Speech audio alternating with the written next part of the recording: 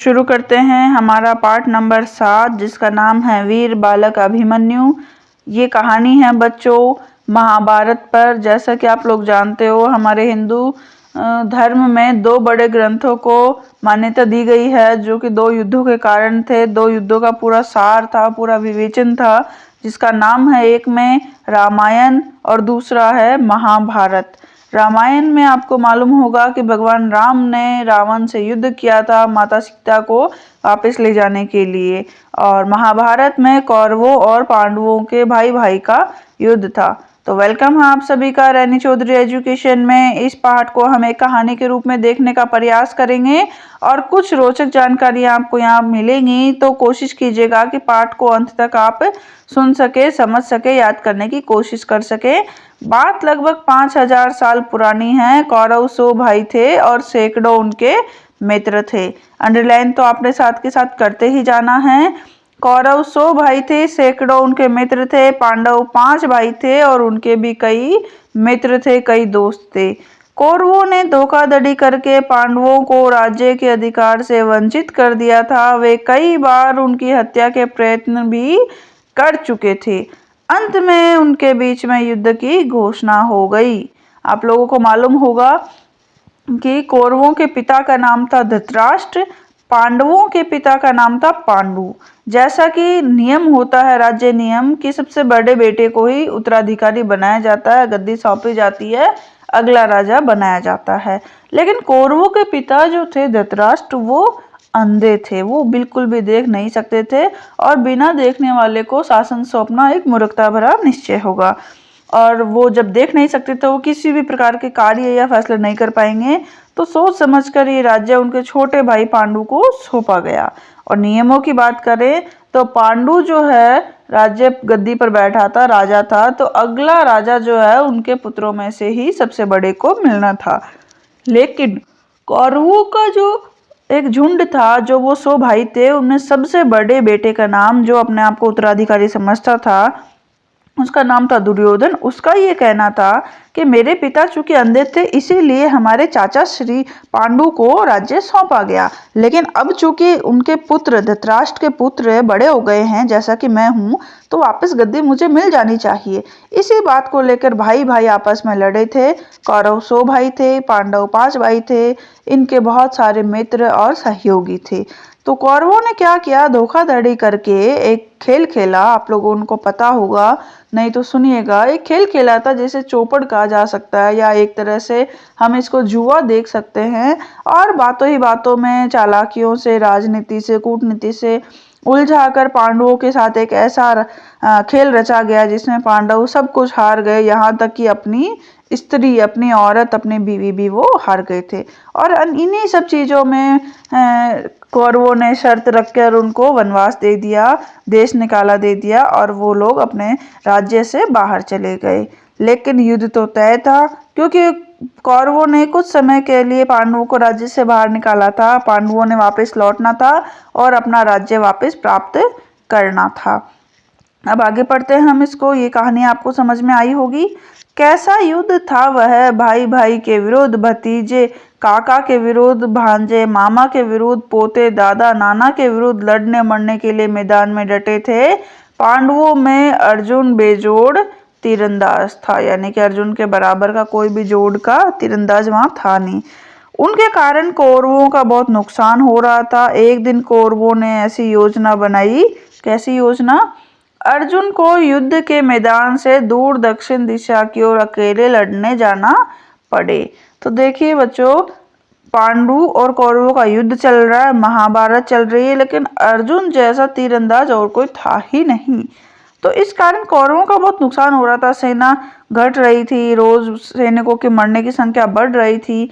इसीलिए कौरवों ने प्लानिंग बनाई कि अर्जुन को कैसे भी करके काम करते हैं, हम युद्ध के मैदान से दूर दक्षिण दिशा की ओर अकेले लड़ने के लिए ले जाते हैं। जब वो अकेला हो जाएगा तो उसकी हिम्मत भी कम होगी और उसके पीछे जो बाकी सेना है पांडवों की, उनकी हिम्मत भी टूट जाएगी। तो दूसरे दिन आप ये देख सकते हैं चित्र में किस तरह एक अलग ले जाया गया है, इसका घेरा बनाया गया है, चक्रव्यूह बनाया गया है, जिसके बारे में अभी हम देखते हैं। दूसरे दिन कौरवों के सेनापति द्रोणाचार्य, याद रखना है, कौरवों के सेनापति कौन थे? द्रोणाचार्य ने अपनी सेना इस ढंग से चक्रदार तरीके से जमाई कि जो भी उसमें घुसे वो जरूर ही मर जाएगा। जो भी घुसेगा वो क्या हो जाएगा? मर जाएगा। ऐसे तरीके को चक्रव्यूह कहते हैं। ऐसे तरीके को क्या कहते हैं? चक्रव्यूह। चक्रव्यूह किसको कहेंगे? कि ऐसा तरीका जिस जो एक गोला बनाया गया हो, अलग अलग लेयर्स हो, उसमें सैनिकों की अलग अलग लाइनें हों और जो भी उसमें गिरेगा वो बाहर नहीं निकल सकेगा। लेकिन ऐसे चक्रव्यूह में घुसने और निकलने की विद्या केवल अर्जुन को ही आती थी। और चूंकि वो लोग अर्जुन को युद्ध के मैदान से बहुत दूर ले गए थे तो अर्जुन अकेला पड़ गया था। अकेला वो संभव नहीं है कि पूरे चक्रव्यूह को भेद सके। अब पांडव क्या करते? सारे पांडव चिंतित थे। उन्हें समझ में नहीं आ रहा था कि चक्रव्यूह भेदने के लिए आगे क्या करें। वो समझ गए थे कि आज पांडवों में से कोई भी जीवित नहीं बचेगा, क्योंकि चक्रव्यूह तोड़ना तो केवल अर्जुन को आता था। अर्जुन केवल बीचों बीच था और वो भी केवल अकेला। ऐसे में अर्जुन के पुत्र अभिमन्यु ने कहा, तात यानी कि सभी बड़े लोग मेरे पिता समान, आप लोग चिंता न करें, चक्रव्यूह को भेदने की विद्या भी मुझे आती है। लेकिन ध्यान से सुनिएगा, मैं आप लोगों को व्यू तोड़कर भीतर तो ले जा सकूंगा, मगर बाहर आने की विद्या मुझे नहीं आती। देखो बच्चों, ऐसा होता है कि जब संतान माता के पेट में होती है और उस समय उसके आसपास का जो माहौल होता है, जो भी बातें होती हैं, वो संतान सुनती है, समझती है और कभी कभी उनको ये लंबे समय तक याद भी रहती है।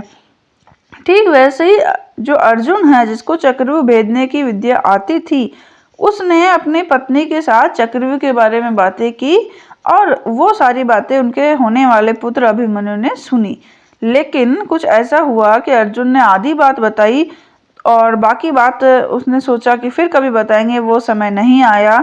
तो अभिमन्यु ने केवल चक्रव्यूह में अंदर जाने की विद्या तो सीख ली और बाहर कैसे निकलते हैं वो उसे मालूम नहीं था। तो ये बात सुनकर पांडवों में भीम ने कहा, बस बेटा हमें इतना ही चाहिए, एक बार भीतर घुसकर तो हम प्रलय मचा देंगे। गदाधारी भीम वैसे भी बहुत ताकतवर थे, मगर बालक अभिमन्यु को हम खतरे में डालें ये हमें शोभा नहीं देता, ये धर्मराज ने कहा। तभी अभिमन्यु कहता है कि बालक हूं तो क्या हुआ, समय आने पर तो बालक भी समाज के लिए अपना बलिदान कर देते हैं। यदि मेरी यह विद्या इस समय काम न आई तो मेरा जीवन निरर्थक हो जाएगा। आप तो मुझे आशीर्वाद दीजिए। बाल हठ है बच्चों, आपने सुना होगा कि बालक जो जिद कर लेता है, जो ठान लेता है, वो करके रहता है। तो उसने कहा कि मैं बच्चा हूं तो क्या हुआ, लेकिन अगर आज मैं अपने काम नहीं आया तो फिर मेरा जीवन जीने का क्या मतलब है। आप तो मुझे आशीर्वाद दीजिए ताकि हम युद्ध को आगे तक ले जा सके और जीत हासिल कर सके चक्रव्यूह को तोड़कर। उस दिन अभिमन्यु ही पांडव सेना का सेनापति बना। तीव्र शंखनाद के बीच उसने चक्रव्यूह पर आक्रमण किया। उसके पीछे पीछे कौन कौन थे, ध्यान से देखिएगा, युधिष्ठिर, भीम, नकुल, सहदेव और दूसरे वीर व्यूह में घुसते गए, मगर कोई भी वीर व्यूह के तीसरे घेरे से आगे नहीं बढ़ सका। तीसरे घेरे में सब उलझ कर रह गए, लेकिन अभिमन्यु सातों घेरे तोड़ता हुआ चक्रव्यूह के केंद्र में पहुंच गया। प्रश्न ये है कि चक्रव्यूह में कितने घेरे होते हैं? 7 घेरे होते हैं। सारे लोग कहाँ रुक गए थे? तीसरे घेरे से आगे नहीं बढ़ सके, लेकिन अभिमन्यु अकेला 7 घेरों तक पहुंच गया। कौरवों के सेनापति द्रोणाचार्य विस्मित भी थे। विस्मित का अर्थ होता है बच्चों आश्चर्यचकित होना, और प्रश्न भी थे। सबके पितामह भीष्म भी विस्मय में थे, यानी कि वो सब सोच रहे थे कि हमारा आखिर था तो ये इनका एक परिवार ही, एक कुनबा ही, ये इनके दादा परदादा के रूप में हैं। और जब इन्होंने एक छोटे से बच्चे को, अपने परपोते को वहां देखा तो इनकी खुशी का कोई भी ठिकाना नहीं रहा। मगर दूसरे कौरव वीर भयभीत थे कि अगर ये बालक चक्रव्यूह तोड़कर निकल गया। दूसरे कौरव जो थे वो क्यों भयभीत थे, क्या सोच रहे थे, क्या उनको परेशानी थी? देखिएगा, अगर यह बालक चक्रव्यूह तोड़कर निकल गया तो उनकी वीरता पर हमेशा हमेशा के लिए कलंक लग जाएगा। यानी कि उनको हंसेंगे सभी लोग कि एक छोटा सा बच्चा तुम लोगों से जीत कर निकल गया तो तुम लोगों की वीरता नहीं है, तुम लोग कायर हो। और ऐसा कौन कौन सोच रहा था? ऐसे योद्धाओं में कर्ण, जयद्रथ, दुशासन, अश्वत्थामा और दुर्योधन का पुत्र लक्ष्मण आदि थे।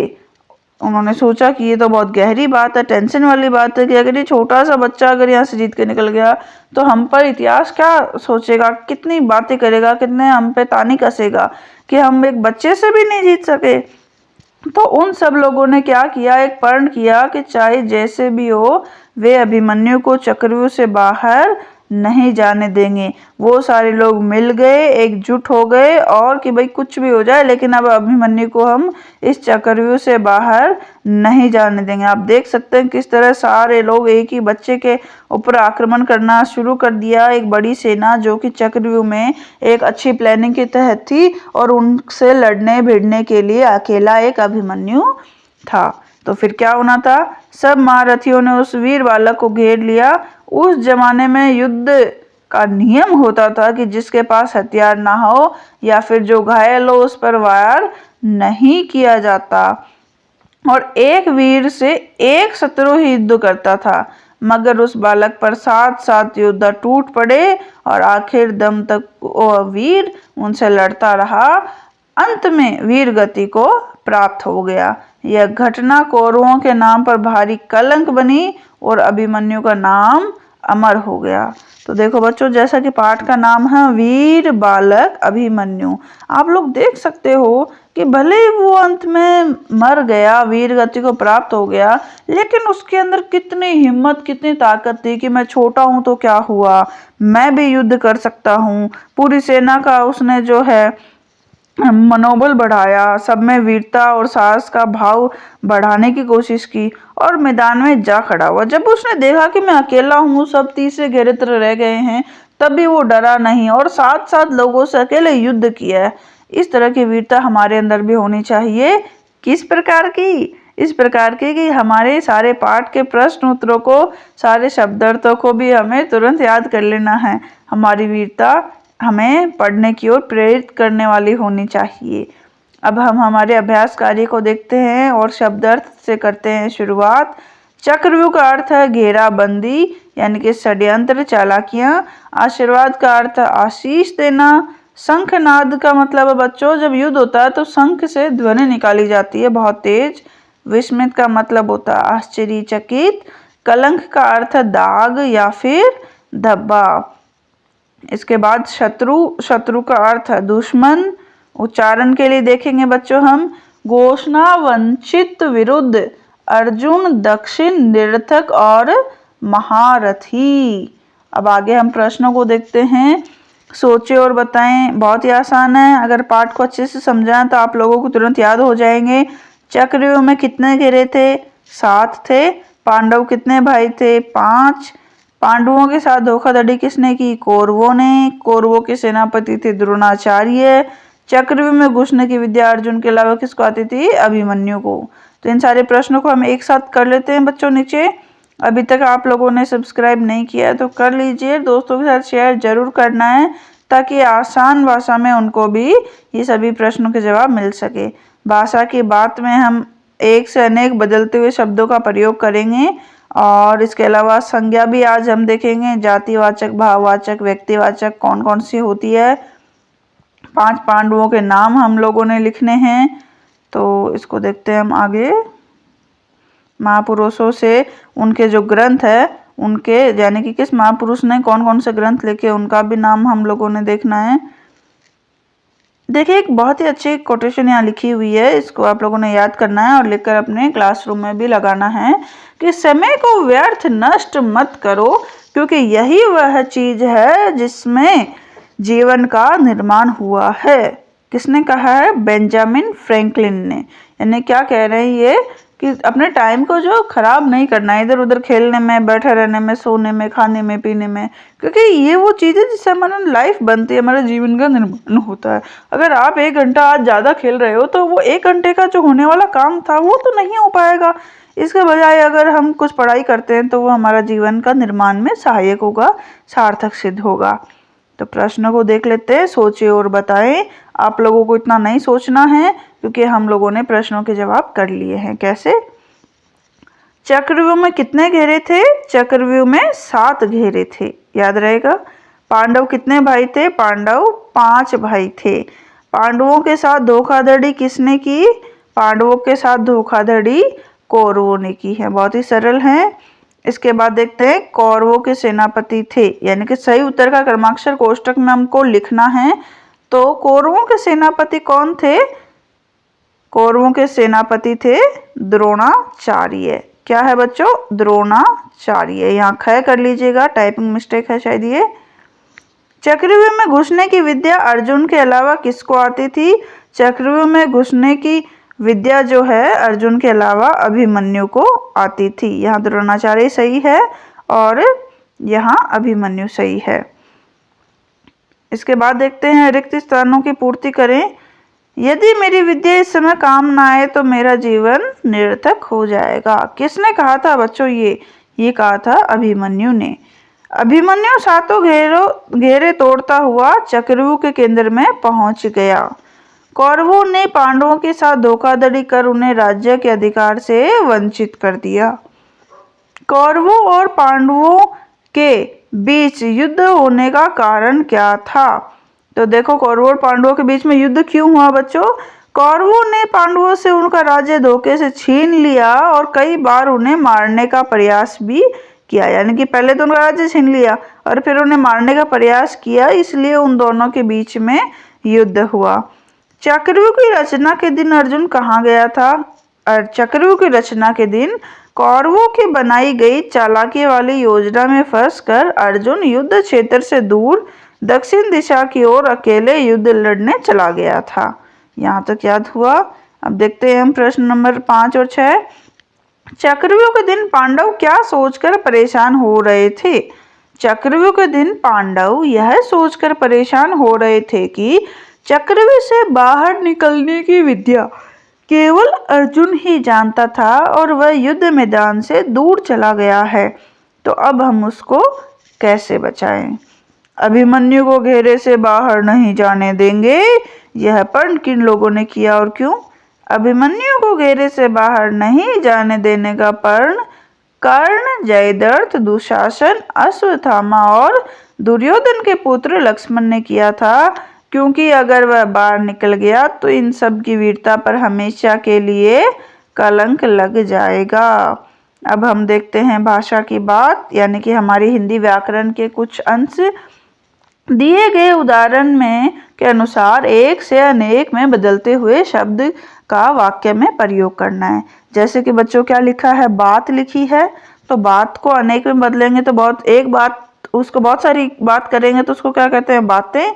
शिक्षाप्रद बातें सुननी चाहिए। एक है तो रात और बहुत सारी है तो रातें। शुक्ल पक्ष की रातें चमकीली होती हैं। सांस और बहुत सारी हो गई तो सांसें। चढ़ाई पर चढ़ते चढ़ते कपिल की श्वासें तेज चलने लगी।